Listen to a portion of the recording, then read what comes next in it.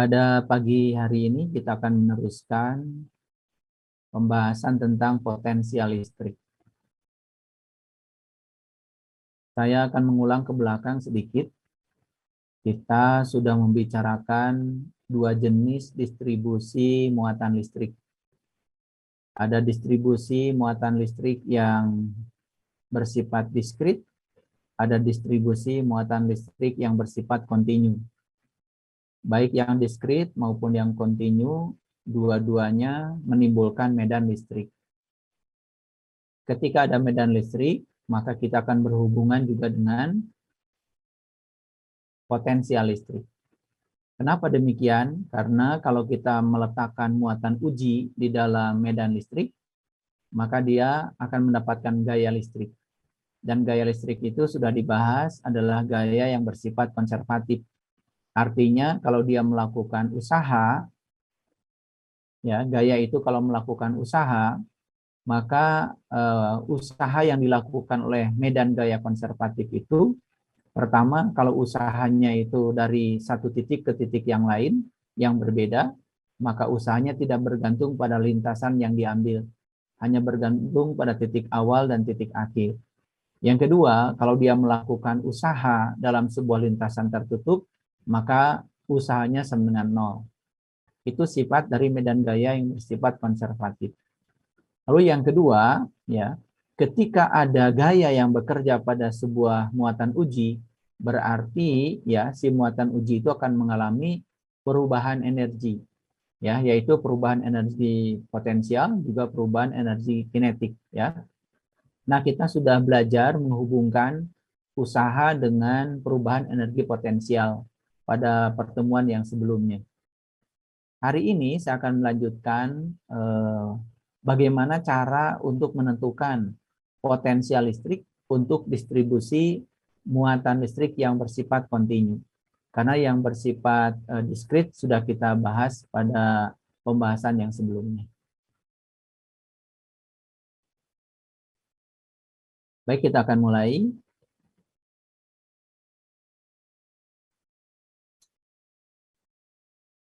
Jadi saya ulang lagi sedikit ya. Nah, distribusi muatan listrik itu ada dua ya. Ada dua. Jadi yang pertama ya bersifat diskrit ya. Yang kedua bersifat kontinu. Gitu. Baik yang diskrit maupun yang kontinu, dua-duanya itu menimbulkan medan listrik. Jadi kita sudah belajar ini, ya. Untuk menentukan medan listrik itu ada dua. Yang pertama Anda bisa menggunakan hukum Coulomb. Yang kedua Anda menggunakan hukum Gauss. Gitu, ya. Jadi untuk yang diskrit maupun yang kontinu, kita bisa menentukan medan listriknya, baik menggunakan hukum Coulomb maupun menggunakan hukum Gauss. Nah, kalau ada medan listrik ya di sebuah tempat, maka medan listrik ini sudah kita bicarakan sebelumnya, ya, menimbulkan potensial listrik, ya, potensial listrik. Jadi potensial listrik sendiri sudah didefinisikan ya pada kajian sebelumnya bahwa delta V itu sama dengan PB dikurangi dengan VA sama dengan min integral E dot DL ya. Tiada lain ini adalah DU dibagi dengan Q0 sebetulnya ya.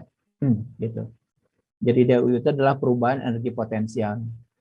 Jadi kita sudah menghubungkan potensial listrik dengan perubahan energi potensialnya. Kita juga sudah menghubungkan potensial listrik dengan usaha ya yang dilakukan oleh medan gaya konservatif. Jadi ini kan sebetulnya rumusan usaha. Dari mana ini didapat? Nah, yang ini ya didapat dari usaha ya. Jadi usaha itu adalah F di dot dengan DL ya.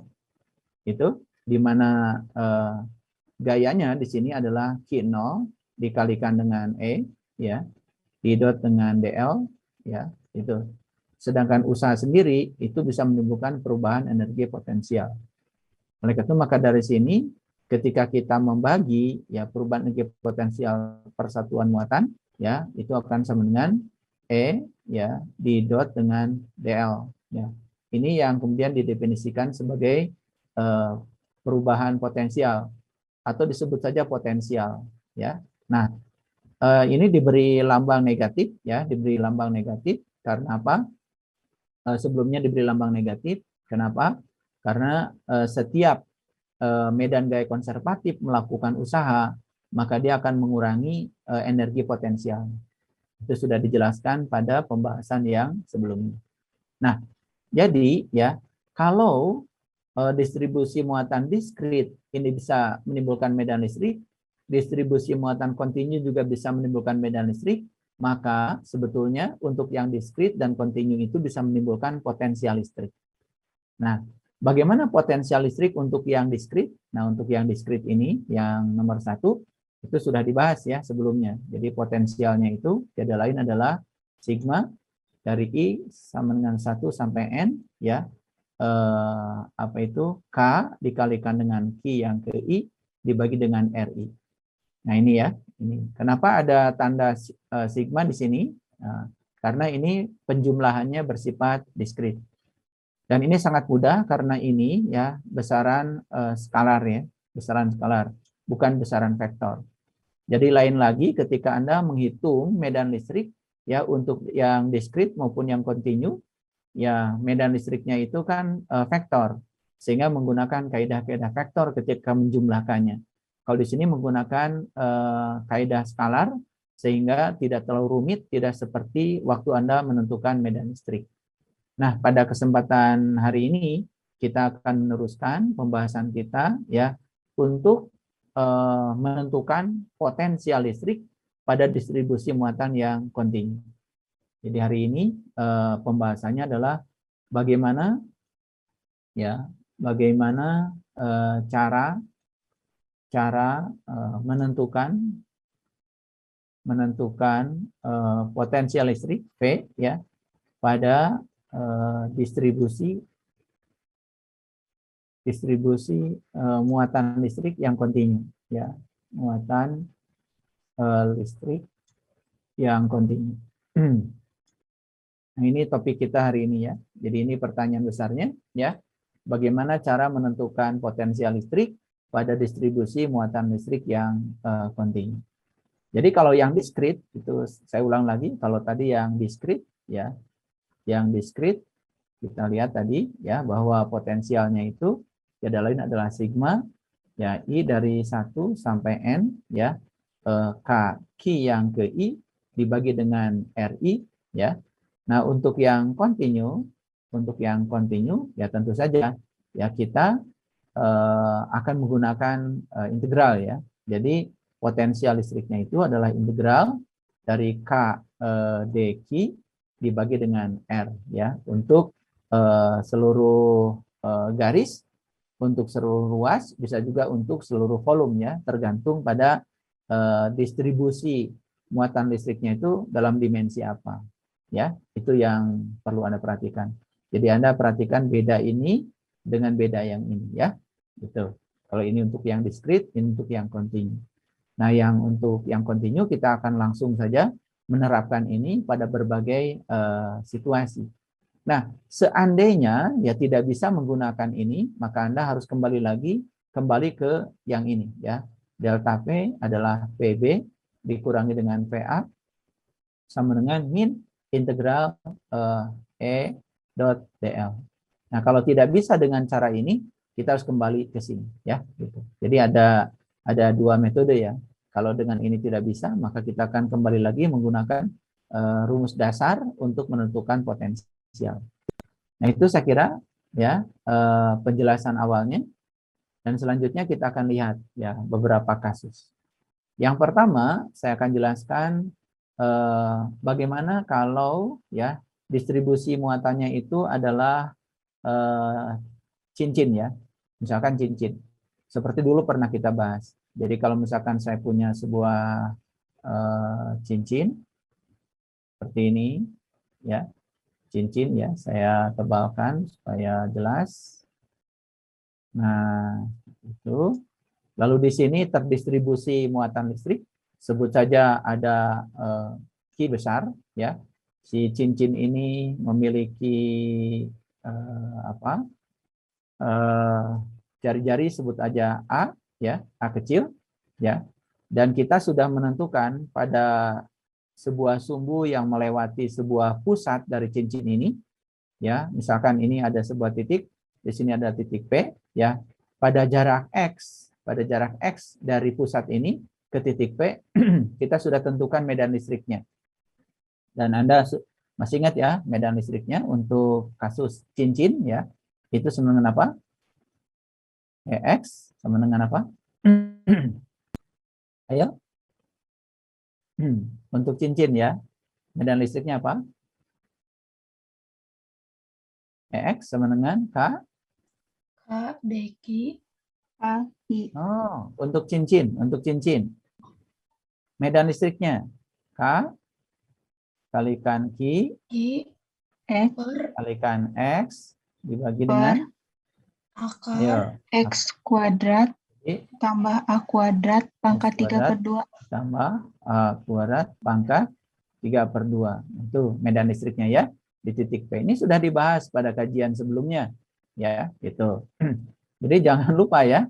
Nah, untuk cincin medan listriknya seperti itu. Nah, jadi kalau misalkan ini adalah R-nya ya. Nah, sekarang kita akan tentukan kalau di sini ada medan listrik ya, berarti di sini juga ada potensial dong, ya. Sekarang bagaimana menentukan potensialnya di sini? Gitu. Nah, seperti yang sudah saya jelaskan sebelumnya ya, tentu saja karena ini adalah distribusi yang kontinu, yang pertama Anda harus mengambil dulu elemen ya, elemen muatan. Gitu. Elemen muatannya sebut aja di sini adalah dq ya, sepanjang elemen dl misalkan ya, gitu.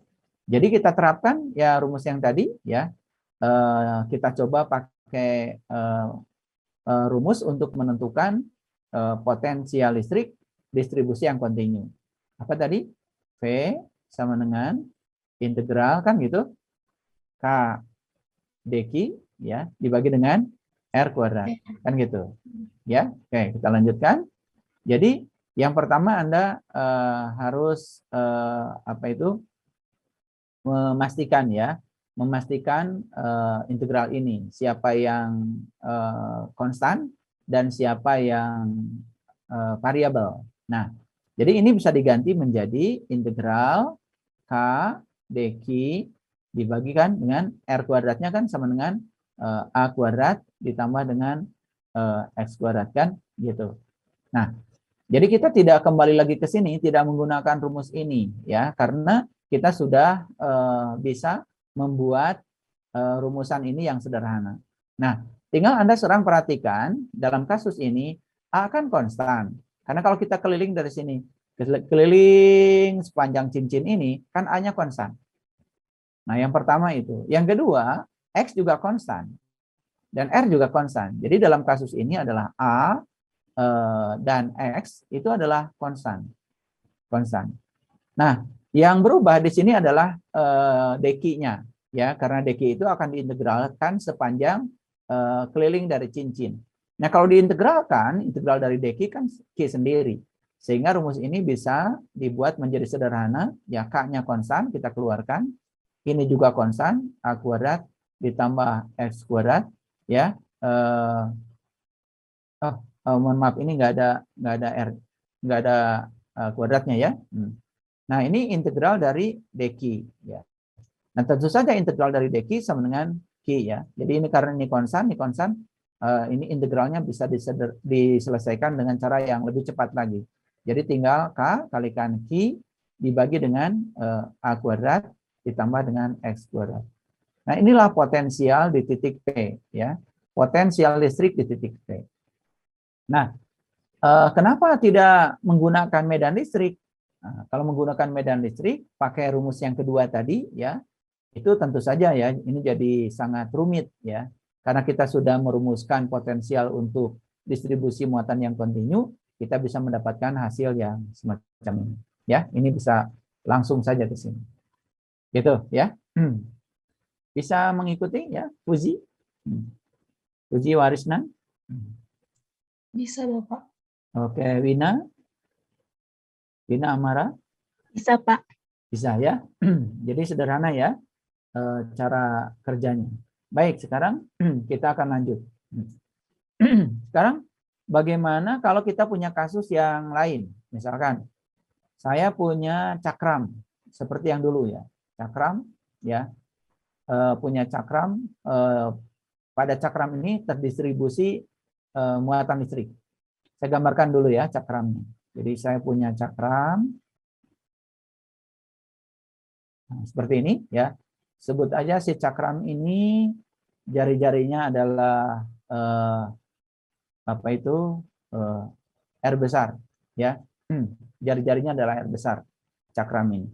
Nah, kita ingin tentukan pada jarak tertentu dari sini, misalkan pada jarak X dari sini, ya di sini ada titik P, pada sumbu yang melewati sumbu pusat cakram, ya di sini berapa potensialnya? Nah, ini untuk cakram ya, untuk cakram. Nah, tentu saja karena cakram ini ya padat, maka kita bisa ilustrasikan seakan-akan cakram ini tersusun dari cincin. Seperti dulu yang pernah kita bahas.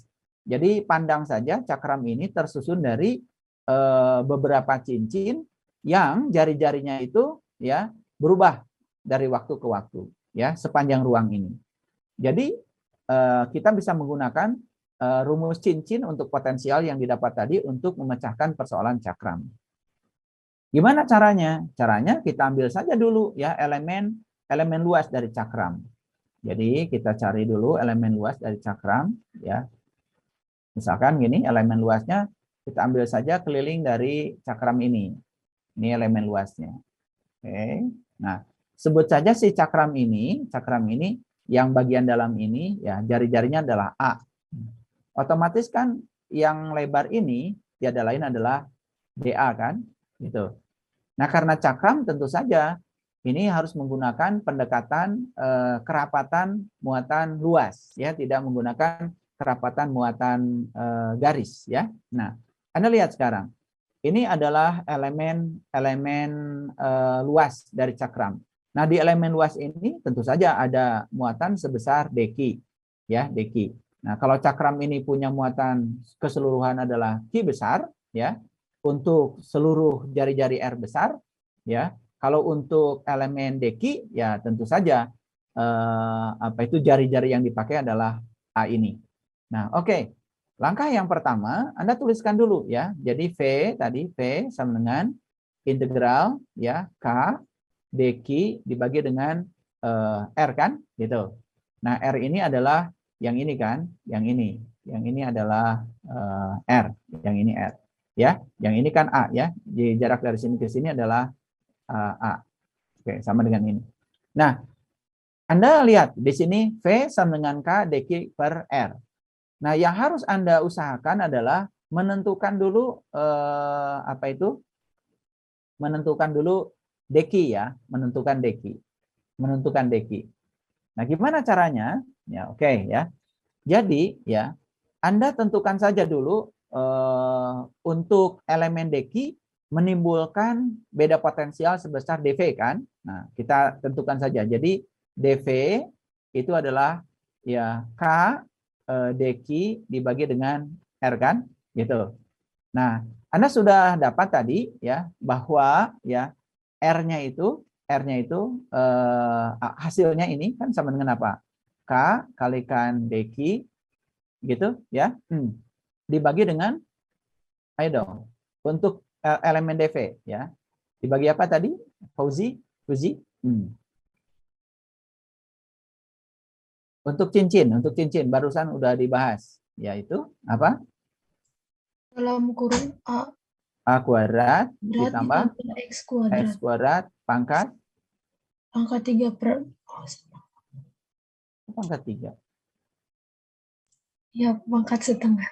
Ya, barusan kan baru dibahas ya, baru dibahas. Nah, jadi Anda harus menentukan dulu dekinya. Nah, di sini berarti menggunakan konsep kerapatan. Kerapatannya kerapatan luas kan? Jadi sigma tiada lain adalah Q dibagi dengan A kan? Setuju? Uzi? Setuju, Pak. Nah, atau sama dengan ya Q dibagi dengan Pi R kuadrat. Kan gitu. Atau bisa saja ya DQ dibagi dengan DA. Boleh. Boleh. Ya. Gitu. Ini konstan ya. Nah, sekarang Anda lihat ya. Berapa besarnya DQ? Nah, DQ itu tiada lain adalah sigma dikalikan dengan DA. Ayo sekarang Wina, DA-nya berapa? Ini kan ada pita nih, ada pita, ada cincin ya. Yang lebarnya adalah DA. Ya, jari-jarinya adalah A. Berapa luasnya? Luas cincin ini. Wina, berapa luas cincin ini? Pi R kuadrat. Loh, cincin. Bukan cakram. Kalau luas cakram PR kuadrat, luas cincin. Siapa bisa? Luas cincin. Wina, luas cincin ini.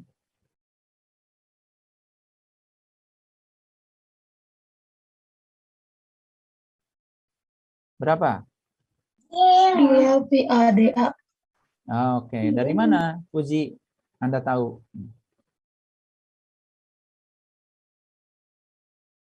Dari mana Anda tahu?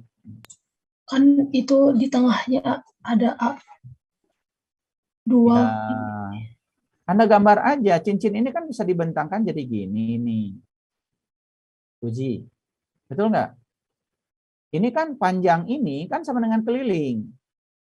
Keliling itu kan sama dengan keliling lingkaran, yaitu 2πa. Setuju? Sedangkan ini ya, lebar ini ya, lebar ini adalah DA kan. Yang namanya luas ini kan tinggal panjang kali lebar aja. Kan panjangnya adalah keliling, ya toh, yang ini, kemudian ini tebalnya adalah DA. Ya, jadi kalau gitu DQ-nya sama dengan apa? DQ sama dengan apa? Ayo. Sigma dikalikan 2π A DA. Setuju? Puji? Setuju, Pak. Oke. Jadi berapa sekarang DP-nya? DP-nya sama dengan K, DQ-nya ini kan sudah dapat sigma 2π A DA dibagi dengan ya. Ayo. A kuadrat ditambah X kuadrat pangkat setengah kan gitu. Nah, ini ya yang Anda tulis ini ya baru ya potensial yang diakibatkan oleh elemen dari cakram yaitu cincin. Karena kita mengambil elemennya adalah cincin. Berapa kalau begitu potensial totalnya di titik P? Nah, potensial totalnya tiada lain adalah integral dari K kalikan sigma dikalikan 2π kalikan A kalikan DA dibagi dengan A kuadrat ditambah dengan X kuadrat pangkat setengah. Gitu. Nah, ini berjalan dari R 0 dari 0 sampai R besar. Oke, sekarang saya mau nanya sama Ane. Ane, dari integral ini besaran apa saja yang konstan? X, Pak, yang konstan. X konstan. Kalau A? Kalau A-nya berubah karena kan yang cincin. A berubah karena cincinnya kan dari cincin yang jari-jari 0 sampai cincin yang jari-jarinya R besar. Jadi itu ya, harus tajam pemikiran Anda ya. Bagus ya, Ane. Jadi di sini A-nya yang variabel. X-nya konstan. Karena kalau kita keliling ya, kan sebetulnya X itu ya besarnya tetap aja seperti itu.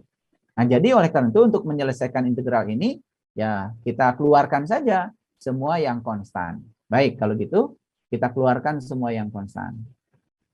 Nah, jadi saya tulis lagi integralnya tadi ya V sama dengan integral ya, saya tulis dulu integral K ya kalikan 2V ya kan, kalikan sigma kalikan A kalikan DA dibagi dengan tadi X kuadrat ditambah A kuadrat pangkat setengah. Nah, kita keluarkan yang konstan sama dengan apa tadi? Ayo, K konstan, ya, sigma konstan, Pi juga konstan, betul? Nah, saya tuliskan 2A dengan DA. Ini feeling matematika aja. Jadi ditulis menjadi 2A DA, saya masukkan ke dalam, dibagi dengan X kuadrat ditambah A kuadrat pangkat setengah. Nah, jangan lupa, di sini X itu konstan. Nah, untuk menyelesaikan integral ini, Anda umpamakan saja. Umpamakan U misalnya sama dengan X kuadrat ditambah dengan A kuadrat. Ayo, Ane, ya. Kalau U sama dengan X kuadrat tambah A kuadrat, berarti ya Anda cari DU-nya. DU-nya sama dengan apa, Ane? DU-nya ayo, yang ini kalau ini diturunkan DDA dari U kan berarti sama dengan DA dari X kuadrat ditambah A kuadrat. Kan gitu? Betul nggak, Ane? Iya, Pak. Nah, kalau ini diturunkan terhadap A, hasilnya apa? X diturunkan terhadap A, hasilnya apa? 0, Pak. 0, karena konstan kan? Jadi 0 ditambah, ya. Ini diturunkan terhadap A kan jadi 2A. 2A. Betul? Betul nggak? Iya. Jadi kalau gitu, maka saya bisa tahu bahwa ya DU saja, ini kan sebenarnya 2A DA kan? Setuju? Setuju. Nah, kita selesaikan dulu integral ini. Jadi integral dari 2A DA dibagi dengan X kuadrat ditambah A kuadrat pangkat setengah. Ini kan jadi sama dengan apa ini? Integral 2ADA kan sama dengan DU. Betul? Dibagi dengan U pangkat setengah kan? Gitu. Nah, ini kan kalau diselesaikan gampang sekali. Ini kan jadi integral U pangkat min setengah ya, DU kan? Atau sama dengan 1 per min setengah ditambah 1 dikalikan U min setengah ditambah 1. Oke, berapa hasilnya? Ini kan jadi setengah. Setengah naik ke atas jadi 2 kan? Betul? Ayo, Ane. Betul nggak, Ane? Iya, Pak. Nah, U pangkat min setengah tambah 1. U pangkat setengah. Nah, U pangkat setengah. Kan gitu. Ini hasilnya ya. Paham ya? Jadi hasilnya adalah ini. Nah, kalau sekarang kita masukkan batasnya, berarti ini kan kalau dimasukkan batasnya, ini kan dari 0 sampai R kan? Betul? Dari 0 sampai R kan? Oke. Ini dari 0 sampai R. Ayo kita masukkan batasnya. Jadi ini kan sama dengan 2, U-nya masukkan lagi. U-nya adalah X kuadrat ditambah A kuadrat pangkat setengah. Batasnya masukkan 0 sampai R. Batas itu Ane untuk X atau untuk A? Untuk A. Untuk A. Baik, kalau kita masukkan batasnya, berarti ini kan sama dengan 2.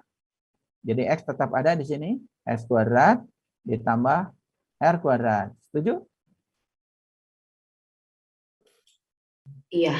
Dikurangi dengan 2 kalikan. Ini kan 0 A-nya. Berarti tinggal X kuadrat pangkat setengah saja. Kan gitu. Jadi hasilnya berapa? Hasilnya kan ini jadi X pangkat 2 pangkat setengah. Jadi X saja kan? Jadi 2 dalam kurung kan gitu. X kuadrat ditambah R kuadrat pangkat setengah dikurangi dengan X. Itu kan hasilnya. Nah, sehingga potensialnya sekarang berapa?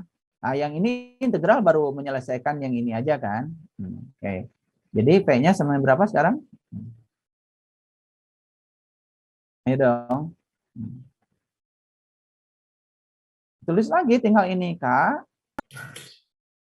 sigma kalikan V kan gitu. V kali 2. Ya, kali 2 kan. Gitu. Kurung ya kan gitu. Ayo dong. S kuadrat X kuadrat tambah plus R kuadrat pangkat setengah dikurangi dengan X. X. Nah, ini hasilnya ya. Nah, ini tuh potensial untuk cakram yang jari-jarinya R pada jarak X dari pusat. Ya, gitu. Seperti yang tadi. Jadi hasilnya adalah ini. Nah, ini kan matematikanya biasa ya, menggunakan kalkulus yang biasa, tidak terlalu sulit. Ini adalah potensialnya, ya. Oke. Nah, dulu Bapak kan pernah mengajak Anda menghitung dari cakram itu, masih ingat nggak? Cakram ini kalau diperluas sampai tak berhingga, maka kita bisa menghitung medan listrik oleh distribusi muatan untuk bidang tak hingga. Masih ingat Fatia? Insyaallah, Pak. Ya, jadi kalau cakram ini terus ya diperbesar, maka dia akan menjadi bidang tak hingga. Nah, kalau bidang tak hingga, apanya yang besar? X-nya atau R-nya, Fatia?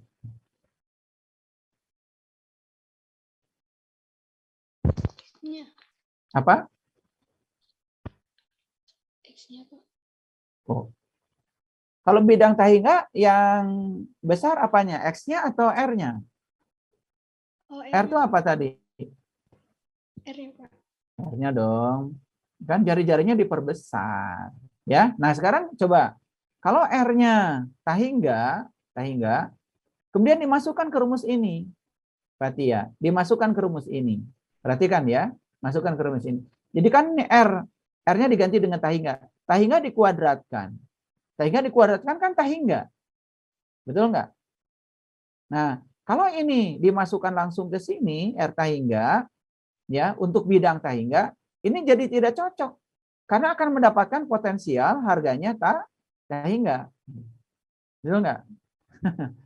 Jadi untuk bidang tak hingga, kalau R-nya dimasukkan tak hingga, menggunakan rumus ini, maka potensialnya menjadi tak hingga.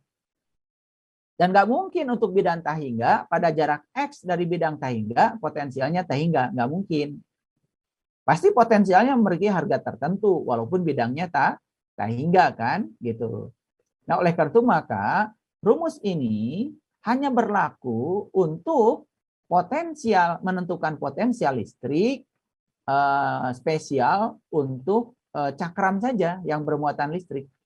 Nah, untuk cakram yang diperluas supaya bidangnya tak hingga, tidak cocok menggunakan rumus ini. Gitu. Nah, kalau gitu gimana caranya? Kalau saya ingin tahu ya potensial untuk bidang tak hingga.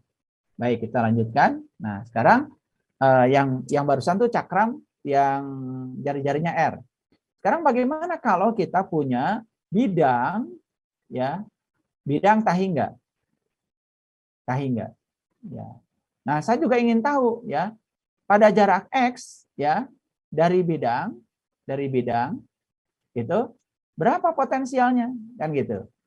Ulangi lagi ya, Fatia. Sekarang kita akan bicara bidang tak hingga yang bermuatan tentu saja ya. Pada jarak X dari bidang tak hingga ini potensialnya berapa? Nah, tentu saja tidak bisa menggunakan pendekatan cakram. Jadi kita harus menggunakan pendekatan bidang tak hingga. Oke, sekarang Bapak kembali lagi ke belakang ya. Kalau kita punya bidang tak hingga, masih ingat nggak? Medan listriknya berapa? Ayo. Fatia. Kalau bidang tak hingga, medan listriknya berapa? Pada jarak dari bidang itu. Masih ingat? Fatia? Untuk bidang tak hingga, masa lupa lagi?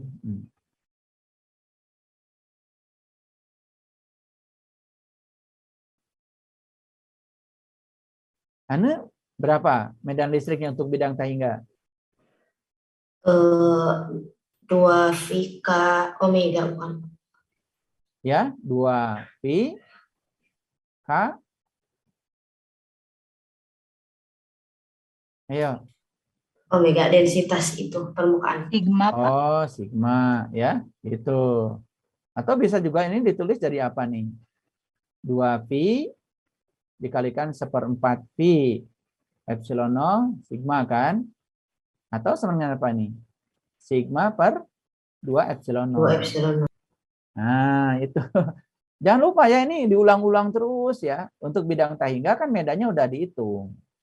Nah, sekarang kalau misalkan Bapak meletakkan gini. Ini sebut aja ini sumbu X ya. Ini sumbu Y. Nah, tentu saja ini sumbu Z kan.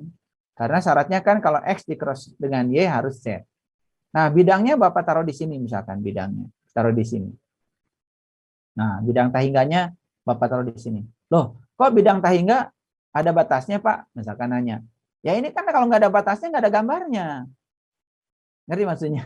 Ini bidangnya tahingga, ini bidangnya tahingga, ini bidang tahingga. Kok tahingga ada batasnya? Ya ini kan karena kalau tidak digambar pinggirannya, tentu saja ya tidak kelihatan. Oke, sekarang Anda lihat, Jadi bidang tahingga ini Bapak letakkan di sumbu YZ, di sumbu YZ ya. Jadi bidang tahingga ini diletakkan di sumbu YZ. Jadi artinya bidangnya di sini, di sumbu YZ ya, di sumbu YZ. Baik ya. Jadi diletakkan di sini, di sumbu YZ. Nah, sekarang ingin tahu berapa sih di sini? Berapa potensial di sini di kanan ya? Berapa potensial di sini? Dan berapa juga potensial di sebelah kiri sini? Potensial di sebelah kiri ini. Berapa? Oke. Karena ini sudah diketahui medan listriknya, maka ya Anda tentu saja harus menggunakan pendekatan yang tadi ya. Jadi menggunakan delta V, ayo sama dengan apa? Min integral dot dl kan? Betul? Oke, Anda harus menggunakan pendekatan ini. Oke, sekarang kita lihat ya. Kita lihat. Untuk yang sebelah kanan, kita selesaikan dulu. Yang di sebelah kanan, ayo. Sebelah kanan, jadi gimana? Ya, anggap saja delta V-nya berjalan dari Vx, misalkan, dikurangi dengan VO. Dengan acuan VO itu adalah potensial di sumbu YZ ya. Ini sama dengan apa nih? Ayo. Min. Ayo masukkan. E-nya apa tadi?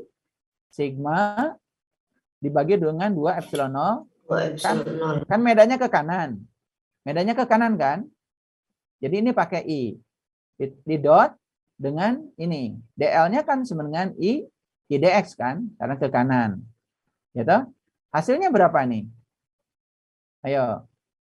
Vx itu adalah V di titik X di sini sembarang dikurang dengan P acuan yaitu di sini ketika di bidang YZ ya. Ini I dot I kan sama dengan 1. Betul? Jadi Anda dapatkan apa dapatnya? Min sigma kan konstan dibagi dengan 2 epsilon 0 integral dari dx kan X saja. Paham ya? Gitu. Jadi yang ini hasilnya ya Vx ya sama dengan VO-nya digeser ke kanan, VO ditambah dikurangi sigma X dibagi dengan 2 epsilon 0. Nah, ini adalah potensial ya sepanjang sumbu X di sebelah kanan. Nah, bagaimana kalau di sebelah kiri? Nah, kita hitung sekarang yang di sebelah kiri ya. Jadi di sebelah kiri. Ayo, bedanya apa di sebelah kiri? Ya, jadi Vx sama aja kan? Dikurangi dengan VO. Ini apa itu acuannya di bidang YZ itu sama dengan apa? Min integral. Ayo. Putri, integral apa? Sigma. Ayo Putri. Dibagi 2 epsilon 0. 2 epsilon 0. Ini negatif apa positif, Putri? Di kiri sini. Medan listriknya kan negatif. Kan arahnya ke negatif. Jadi ini kan berarti min I kan? Iya. Nah, didotkan dengan I dx kan? Betul ya? Itu. Betul, Pak. Nah, jadi hasilnya apa? Vx dikurangi Vo sama dengan, nah ini negatif kali negatif kan positif, ya kan? Integral dari ini jadi apa? Positif kan? I dot I sama dengan 1. Jadi tinggal ini dibagi dengan 2 epsilon 0. Jadi Vx-nya sekarang kita dapat sama dengan Vo ditambah sigma dibagi dengan 2 epsilon 0.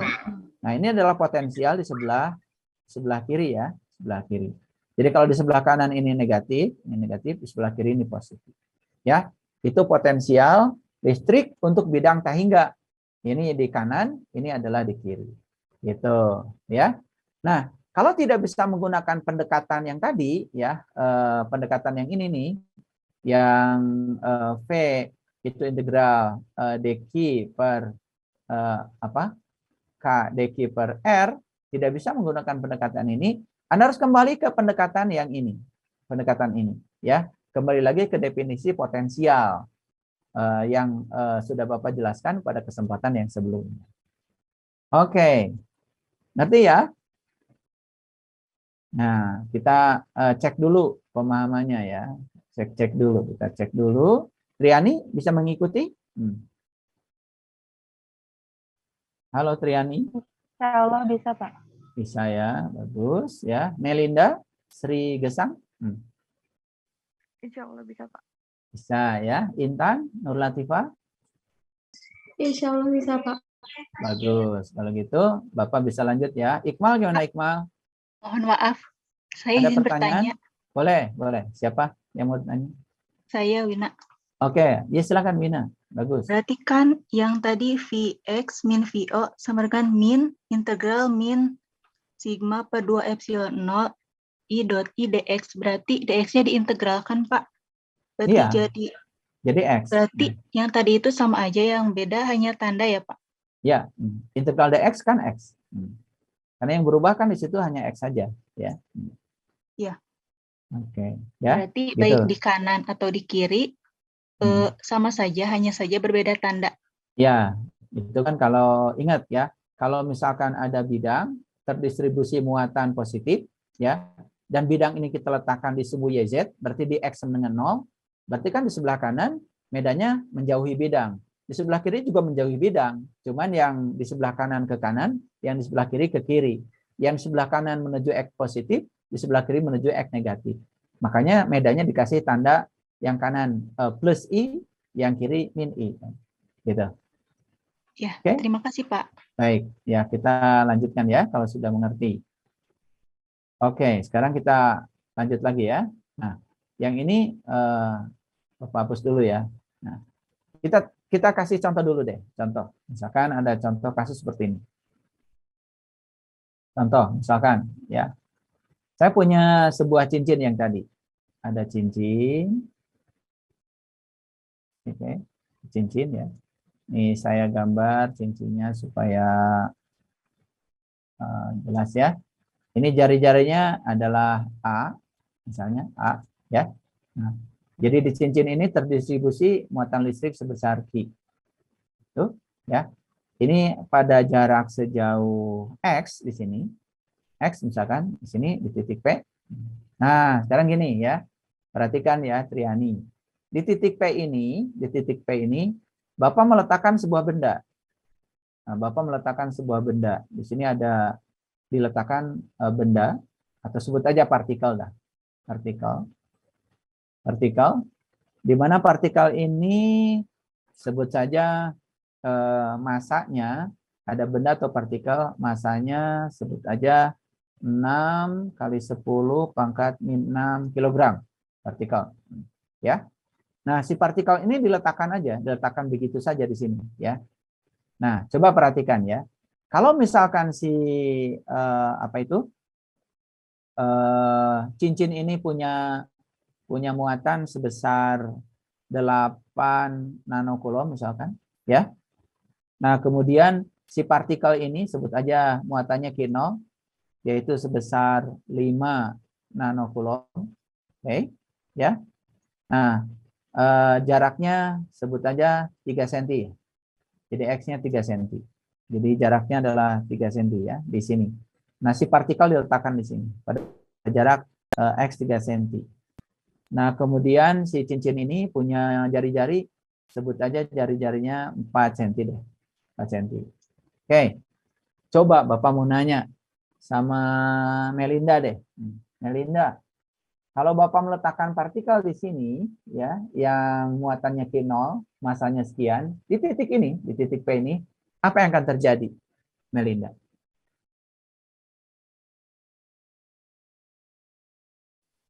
Apa yang akan terjadi? Potensialnya berkurang bukan, Pak? Oke, potensialnya berkurang. Kenapa? Karena kan tadi seperti yang dijelasin dari yang rumus yang potensial listrik kan yang ada nilai negatif itu bisa mengurangi nilai potensial. Iya gitu, Pak. Oke, siapa yang bisa menjelaskan? Kalau Bapak meletakkan partikel di titik P, apa yang akan terjadi dengan partikel? Ayo, boleh. Siapa aja?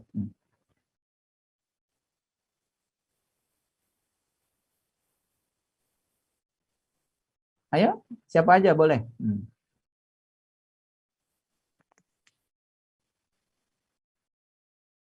Menghasilkan gaya bukan, Pak?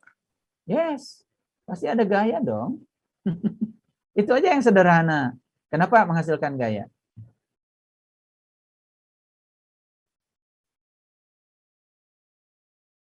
Kenapa Karena menghasilkan gaya? ada dua muatan berinteraksi gitu, Pak. Oh, dua muatan. Ya, boleh. Tapi yang jelas, Anda kan sudah capek-capek dari kemarin ya. Kalau ada cincin di sini bermuatan Q, apakah di titik P ada medan listrik? Apakah di titik P ada medan listrik? Ada, Pak. Ada. Kan di sini ada medan listrik dong. Tadi udah dihitung kemarin kan medan listriknya. Kan sebenarnya apa? Yang tadi K, Q, X dibagi dengan X kuadrat ditambah A kuadrat pangkat 3/2 kan? Ya toh? Arahnya ke kanan, ke I. Kalau di sini ada medan listrik, kalau Bapak meletakkan muatan uji di sini, kan dia dapat gaya dong. Betul nggak? Siapa yang bicara barusan? Saya nggak lihat ini karena tertutup oleh screen. Siapa yang bicara barusan? Halo? Yang laki-laki. Ya, sebutkan dong namanya siapa?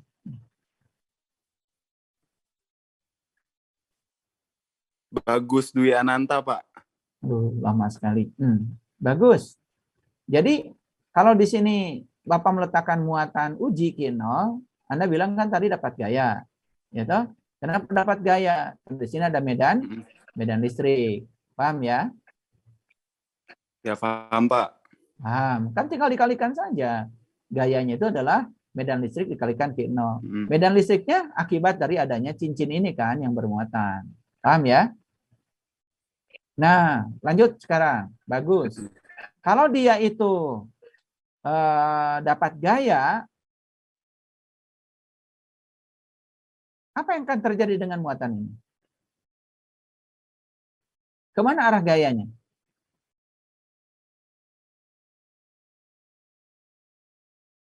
Bagus.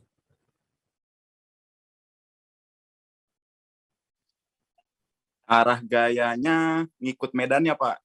Ya, ngikut medan dong. Kan ini kan muatannya positif. Ngikut medan, berarti kemana? Ke I positif. Ya, ke kanan. X positif. Ke kanan. Nah, kalau dia dapat gaya, ya. Berarti si medan ini, si gaya ini melakukan apa?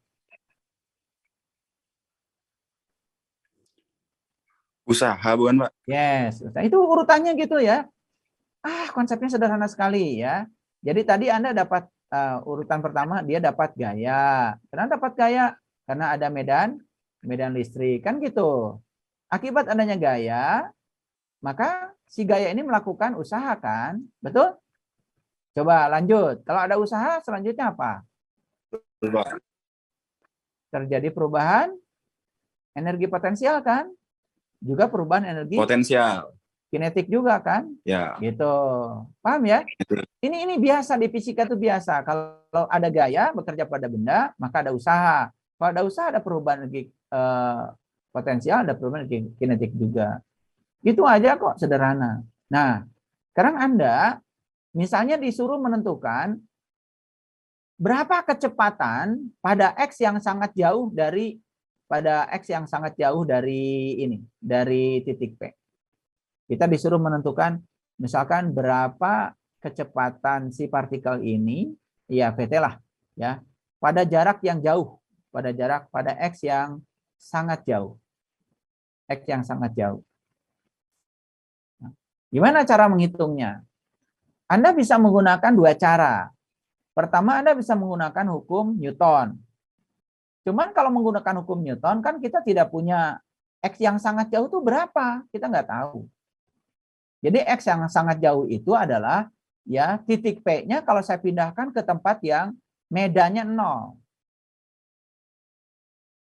Itu sangat jauh yang dimaksud di sini. Ya. Nah, Anda perhatikan, gimana caranya menyelesaikan kasus ini? Cara yang paling gampang adalah menggunakan konsep energi. Gimana caranya? Hitung saja. Berapa energi potensial di sini? Ayo. Energi potensial di titik P sama dengan apa? Ayo dong.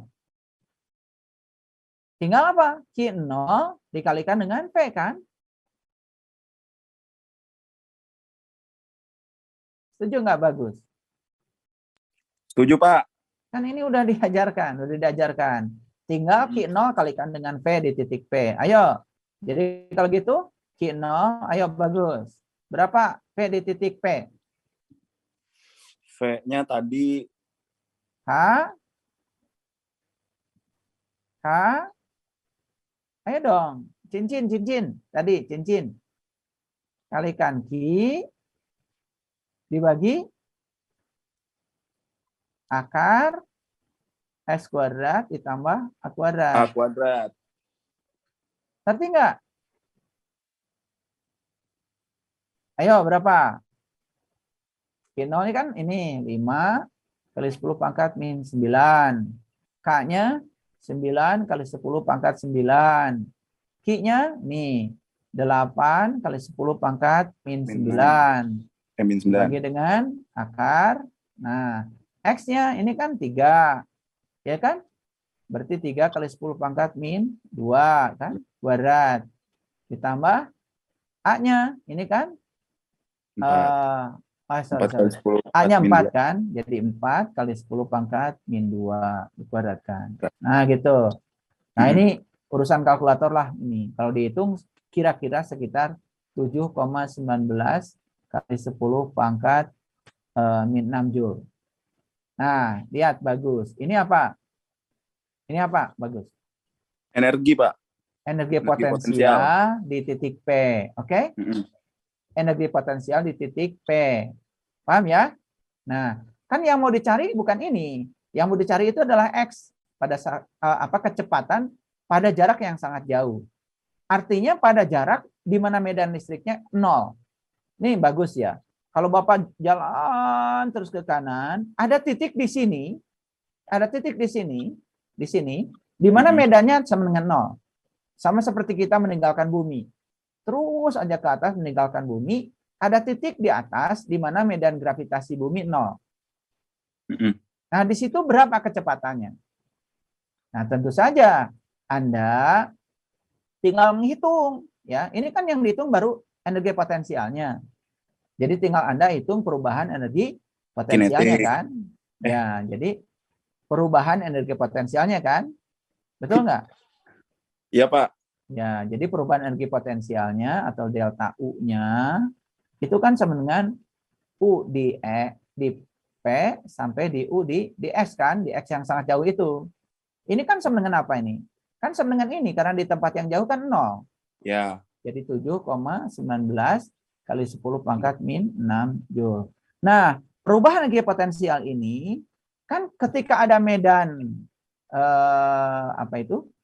medan gaya konservatif, kan dia mengurangi energi potensial terus tuh. Tapi ketika energi potensial dikurangi, apa yang terjadi? Energi kinetik akan berkurang atau bertambah? Bertambah. Pada suatu saat di titik tertentu, ketika ini 0, maka dia akan berubah semua energi ini menjadi energi kinetik kan? Akan berubah menjadi energi kinetik. Nah, energi kinetiknya berapa? Setengah M V kuadrat. Ya toh? Jadi V kuadrat sama dengan ya 2 EK dibagi dengan M kan. Gitu. Jadi Anda bisa tahu V kuadratnya sama dengan 2 EK-nya kan sama dengan ini 7,19 kali 10 pangkat min 6 dibagi dengan M kan. M-nya ini kan 6 kali 10 pangkat min 6. Maka Anda akan dapatkan V-nya sekian meter per sekund. Gitu ya. Jadi dengan menggunakan konsep energi ini, maka menjadi sangat mudah ya, sangat mudah. Gitu. Nah, kalau menggunakan konsep hukum Newton seperti yang disarankan Bagus tadi, ya itu sulit ya karena x jauh itu berapa kan tidak ada. Jadi kalau pakai hukum Newton kan harus pakai rumus VT kuadrat sama dengan VO kuadrat ditambah 2AX kan. Nah, X-nya itu bukan X yang ini, tapi X dari titik P ke tempat yang jauh tadi. Tapi menggunakan konsep energi lebih mudah. Tapi konsep fisikanya tetap sama ya, seperti yang dikatakan Bagus tadi. Anda harus bermula dari sini ya. Nah, itu yang diceritakan Bagus. Jadi harus ngerti ya. Jangan menghafal rumus di sini ya, tidak ada menghafal rumus Anda tidak akan bisa lulus fisika dasar ya. Jadi ketika dia di sini diletakkan benda partikel yang bermuatan, maka dia dapat gaya. Ketika dapat gaya, gayanya akan melakukan usaha. Ketika melakukan usaha terjadi perubahan energi potensial. Ya kan? Perubahan energi potensial menyebabkan perubahan energi kinetik. Nah, otomatis kan kita. Nah, itu konsep dasarnya tetap aja gitu-gitu aja fisika itu ya, tidak jauh dari situ. Nah, tetapi yang paling penting adalah Anda memahami ini secara utuh. Nah, kalau misalkan Anda pahamnya tidak utuh, hanya menggunakan cara-cara yang pintas ya, menghafal rumus misalnya begitu. Ya rumus ya bagus ya harus hafal, tetapi kalau hafal rumus saja tidak menjamin Anda bisa menyelesaikan persoalan. Oke, kita stop dulu yang ini ya. Oke. Gimana Rangga?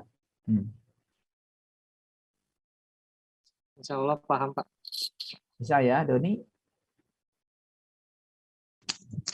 Insya Allah paham Pak. Oke, baik ya. Najla? Insya Allah paham Pak. Ini saya lihat di halaman 2 ya. Ada mana tadi? Bagus, kenapa nggak dijalankan videonya? Pak, mohon maaf Pak, ini juga keluar-keluar sendiri terus Pak. Oh ya. Kalau on cam mungkin tambah ini. Oke, tapi Anda bisa ngikuti ya. Oke, Mutiara? Insya Allah bisa Pak. Oke, silakan ada pertanyaan sebelum Bapak lanjutkan. Ryan? Bisa? Pak. Oke, baik ya. Nah, kalau gitu bisa Bapak lanjutkan? Nah, jadi kan tadi baru apa? Baru menentukan potensial listrik oleh distribusi muatan listrik yang kontinu baru 2 kan tadi. 1 cincin, yang kedua apa? Yang kedua adalah cakram kan? Ada 3 tadi ya, Doni. Ya, pertama cincin, yang kedua cakram, yang ketiga untuk bidang yang tahingga kan? Itu di kanan dan di kiri sudah ditentukan tadi potensialnya. Nah, sekarang kita ambil kasus lain. Kan waktu kita membicarakan hukum Gauss dan hukum Coulomb, kita juga memecahkan persoalan menentukan medan listrik oleh ya distribusi muatan kulit bola. Jadi bisa kulit bola, bisa juga bola pejal kan. Nah, sekarang kita ambil kasus kulit bola. Kita ambil kasus kulit bola. Jadi sekarang kita akan menentukan berapa potensial listrik untuk kulit bola. Distribusi muatan listrik untuk kulit bola. Ya, yang jari-jarinya sebut saja R. Oke, perhatikan. Ini kulit bola. Jadi artinya si distribusi muatannya itu hanya di kulit saja. Hanya di kulit saja. Jadi mohon maaf, saya gambarkan dulu. Nah, bola. Oh, ini bukan lingkaran ya. Ini bola. Ya, bola. Kita sepakati dulu bola. Ya, jadi ini 3 dimensi ya. Ini jari-jarinya sebut saja sama dengan R. R besar. Oke, ya. Anda ingat kembali ke belakang. Ya. Pada saat Anda menentukan medan listrik oleh kulit bola. Ini kulit bola. Muatannya adalah I. Ya, hanya ada di kulit bola dulu. Ya. Oke, sekarang mari kita lihat potensialnya. Jadi potensialnya berarti ada 2 kan? Pertama, berapa potensial ya? Berapa potensial untuk R yang lebih besar daripada R? Berarti di mana? Di luar atau di dalam, Doni? Luar, Pak. Luar. Yang kedua, ya, ini kok yang ditanya Doni yang jawab bagus. Doni, bisa bicara nggak, Doni? Bisa, Pak. Bisa, Pak. Tapi ngerti yang dikatakan bagus.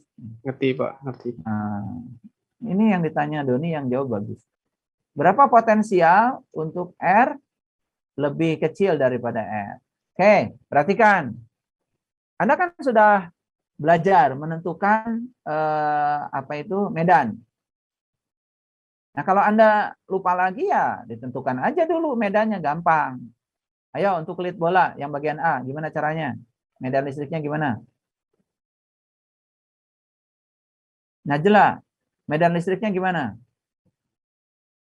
Untuk R lebih besar daripada R, untuk R kecil lebih besar daripada R besar. Ya, Anda bikin dulu apa? Permukaan Gauss kan?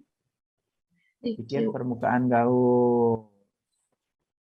Itu jari-jarinya adalah R kecil. Kan gitu. Awas, ini bola. Ayo, hukum Gaussnya gimana? Najla.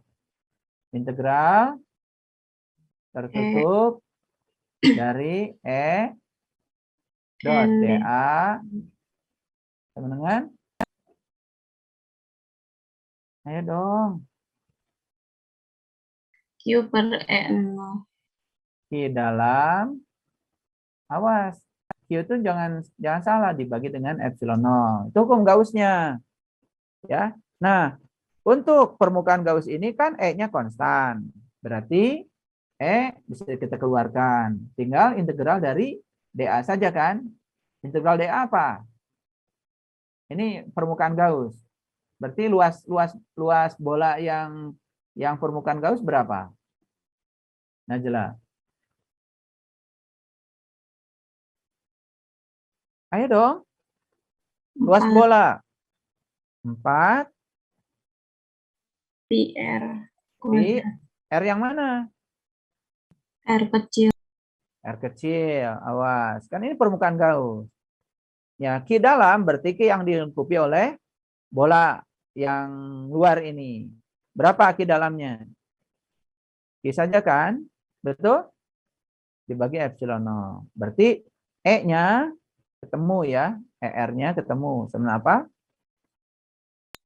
Seper 4pi R kuadrat. epsilon 0 Q dibagi dengan R kuadrat. Paham ya? Nah, ini kan arahnya radial. Gitu. Sekarang terapkan konsep potensial.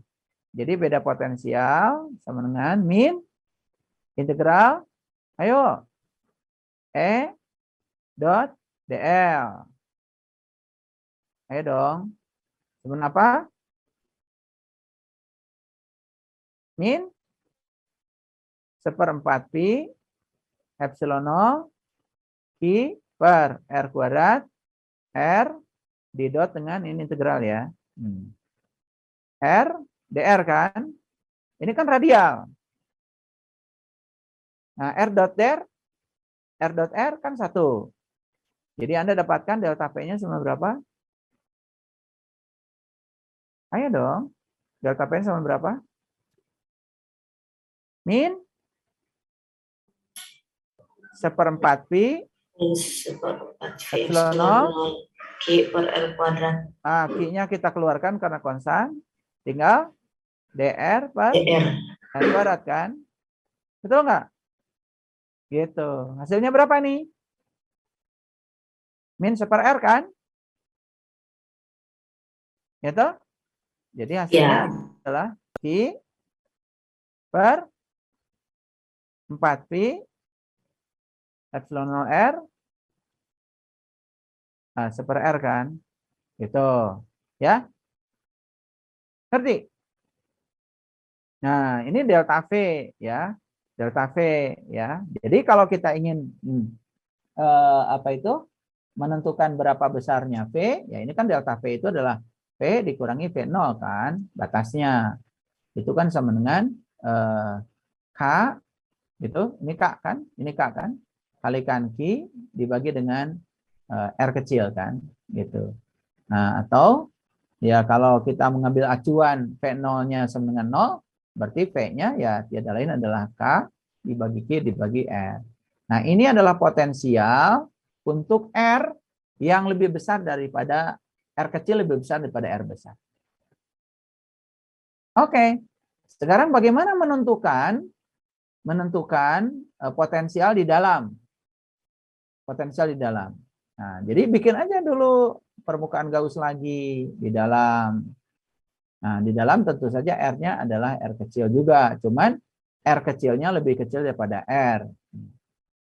Nah, saya mau nanya ya sama Doni, udah belajar belum? Medan listriknya di dalam berapa, Doni?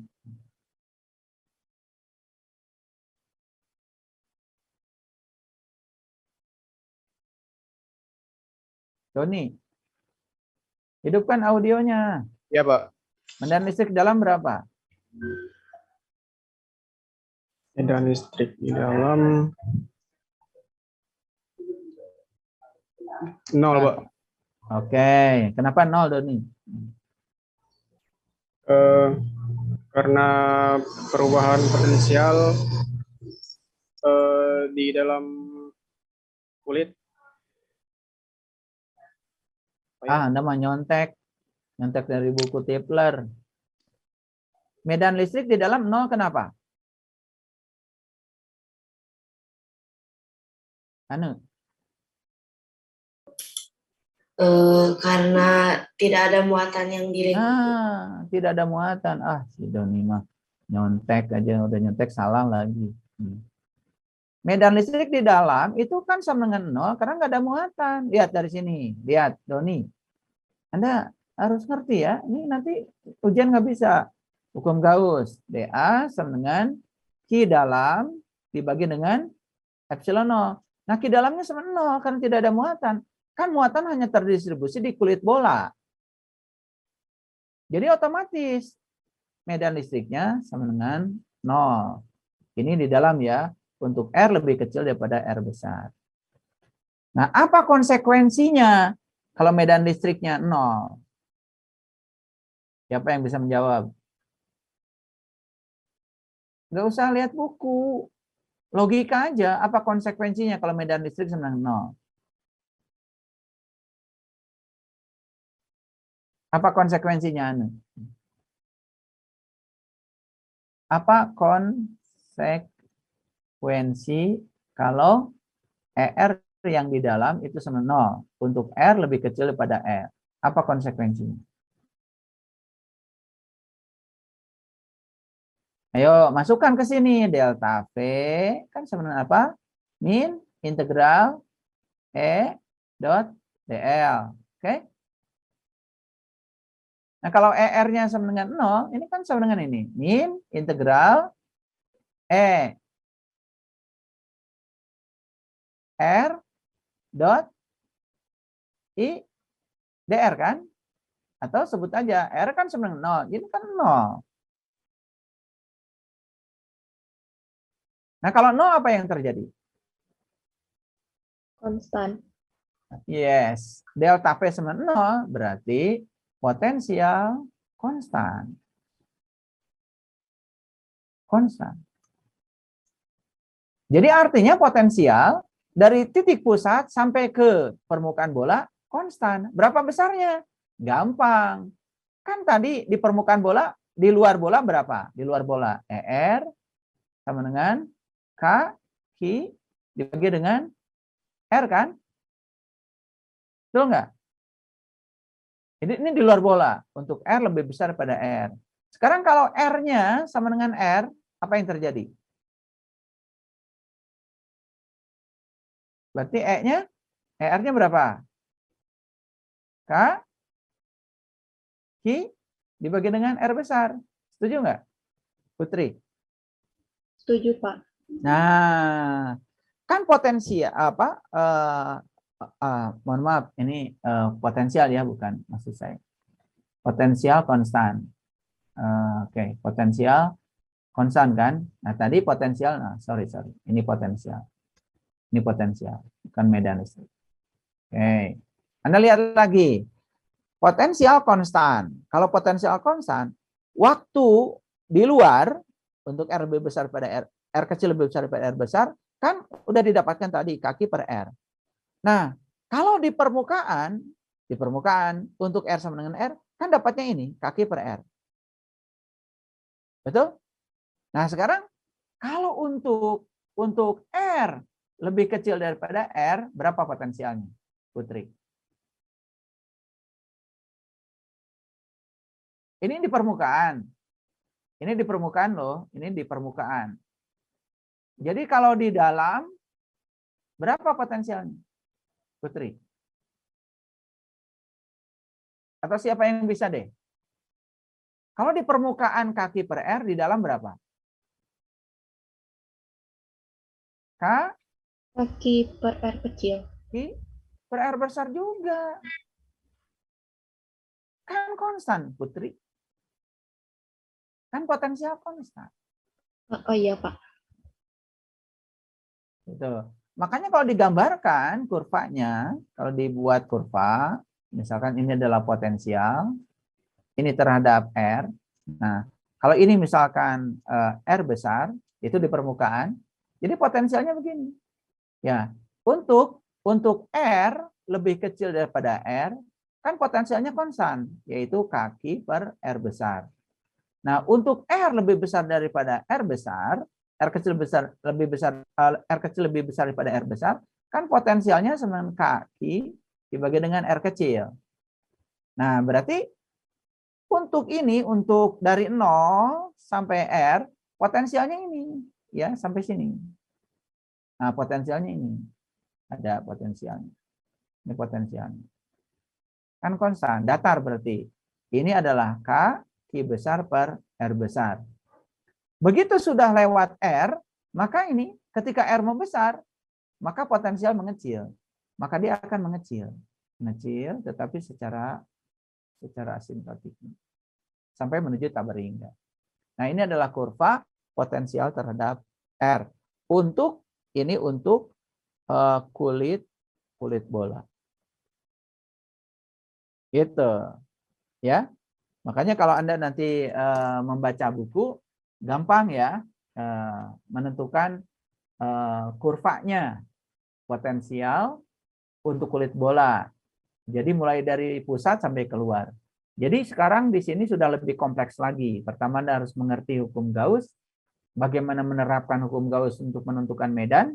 Yang kedua Anda harus menentukan potensial. Jadi dua cara. Yang pertama untuk menentukan medannya bisa menggunakan hukum Gauss atau hukum Coulomb.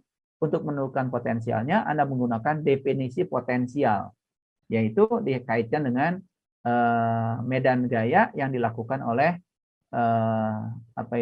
medan gaya konservatif. Itu. Nah, Anda nanti bisa menentukan bagaimana kalau kita ingin menentukan potensial untuk garis. ya, baik garis yang terbatas maupun untuk garis yang tak berhingga.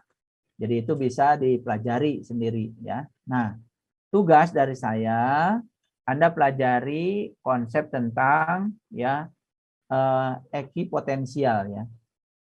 Pelajari konsep tentang ekipotensial. Biasanya di ujian suka saya tanya ya. Itu bisa baca sendiri ya, konsep tentang ekipotensial. Ya, ekipotensial. Nanti Anda bisa baca sendiri di buku tentang konsep ekipotensial. Ya, itu. Jadi ekipotensial itu adalah konsep penting ya yang harus Anda ketahui karena itu akan dipakai untuk berbicara konsep-konsep yang selanjutnya. Baik, itu yang bisa saya sampaikan. Jadi untuk potensial listrik sudah selesai. Yang pertama potensial listrik untuk distribusi muatan yang diskrit. Yang kedua potensial listrik untuk distribusi muatan yang kontinu. Dan selanjutnya Anda tinggal nanti ya melihat ya tayangan ulangnya supaya Anda bisa mengulang-ulang ya pemahaman Anda. Gitu, makin sering diulang tentu saja makin bagus ya. Nah, nanti Anda tinggal latihan ya memecahkan masalah.